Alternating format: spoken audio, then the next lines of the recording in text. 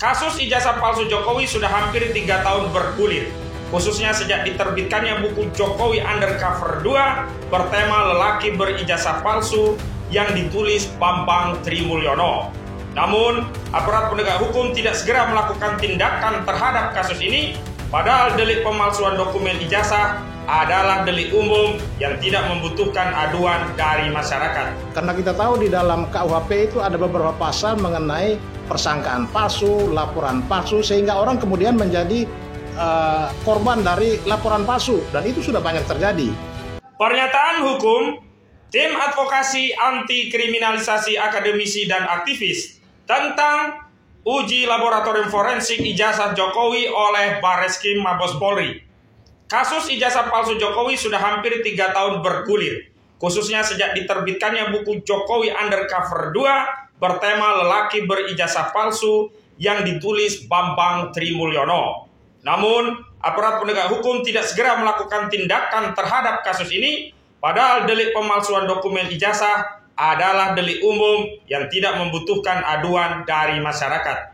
Laporan yang diajukan TPUA, Tim Pembela Ulama dan Aktivis tentang dugaan ijazah palsu Jokowi di Barreskrim Polri sudah dilakukan sejak Desember 2024 yang lalu.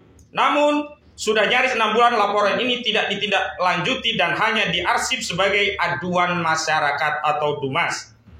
Begitu klien kami, Dr. Roy Suryo, Dr. Rismon Hasyolan Sianipar, Rizal Fadila Esa, Dr. Tifawuzia Tiasuma, Kurnia Tri Royani, dan Profesor Egy Sujana SHMSI dilaporkan oleh Saudara Joko Widodo ke Polda Metro Jaya tanggal 30 April 2025, Barreskrim tiba-tiba bergerak cepat memproses aduan masyarakat tentang ijazah palsu Jokowi dan menyebut sudah 90% melakukan penyelidikan hingga akan dituntaskan melalui tes laboratorium forensik terhadap ijazah Jokowi.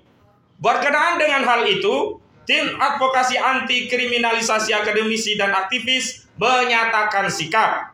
Pertama, kami menolak hasil tes laboratorium forensik secara sepihak oleh Barreskrim Polri karena proses yang sepihak ini syarat muatan politik, tidak egaliter, tidak transparan, tidak kredibel, dan tidak akuntabel.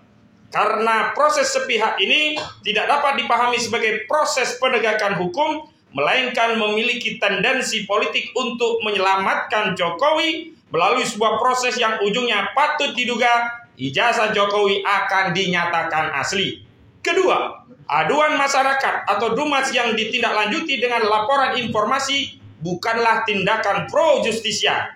Proses dalam tahapan ini hanyalah pra pemeriksaan untuk menentukan apakah aduan masyarakat layak direkomendasikan untuk dilanjutkan pada tindakan pro justisia dengan diterbitkan laporan polisi.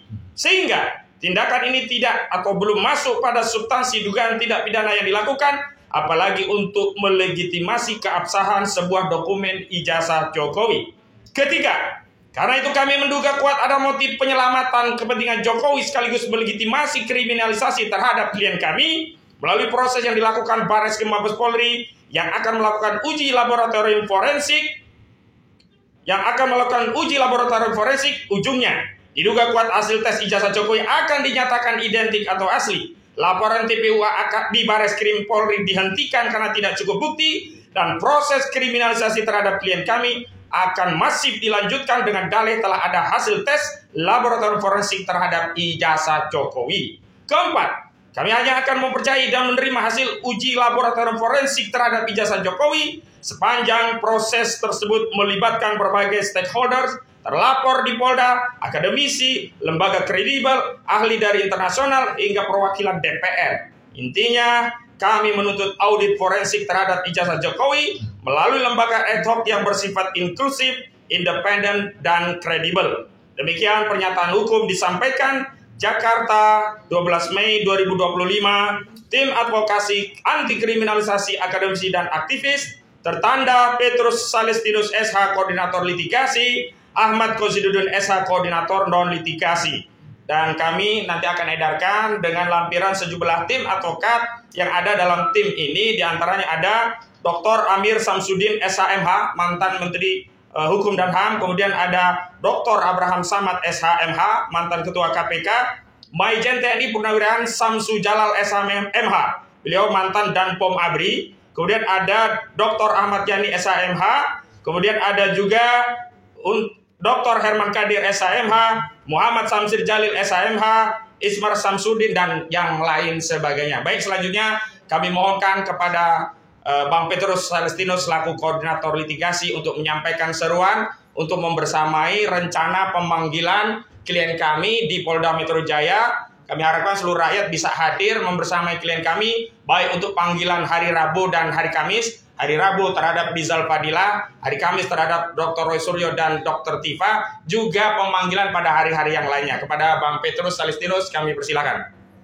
Baik, terkait dengan upaya kriminalisasi yang saat ini tengah berjalan, kami menghimbau kepada rekan-rekan advokat, para praktisi hukum, supaya kita semua bersatu memberikan dukungan kepada Mas Roy Suryo dan kawan-kawan yang saat ini menghadapi proses yang secara nyata menurut pandangan kita ini bagian dari kriminalisasi, supaya proses ini berjalan secara benar, terutama pihak Polri harus netral. Pihak Polri tidak boleh berpihak karena dalam kaitan dengan respons terhadap laporan Jokowi dalam perkara dugaan pencemaran nama baik, nampak sekali polisi sudah melangkai hal-hal penting yang harusnya didahulukan. Ini menunjukkan bahwa sinyal kriminalisasi itu mulai terjadi, ya. Panggilan terhadap terlapor dengan agenda klarifikasi itu sebetulnya langkah yang menurut kita keliru besar, karena yang harus diklarifikasi adalah pihak pelapor. Karena kita tahu di dalam KUHP itu ada beberapa pasal mengenai persangkaan palsu, laporan palsu, sehingga orang kemudian menjadi korban dari laporan palsu, dan itu sudah banyak terjadi. Nah, kami minta supaya dalam kaitan dengan perkara ini seharusnya Polri menjadikan momentum untuk berbenah, bertindak secara objektif, terutama memberikan pelayanan keadilan secara benar. Saya kira itu. Baik, terima kasih. Mungkin ada yang lain sebelum ditutup? Ada? Cukup ya? Cukup demikian. Wassalamualaikum warahmatullahi wabarakatuh.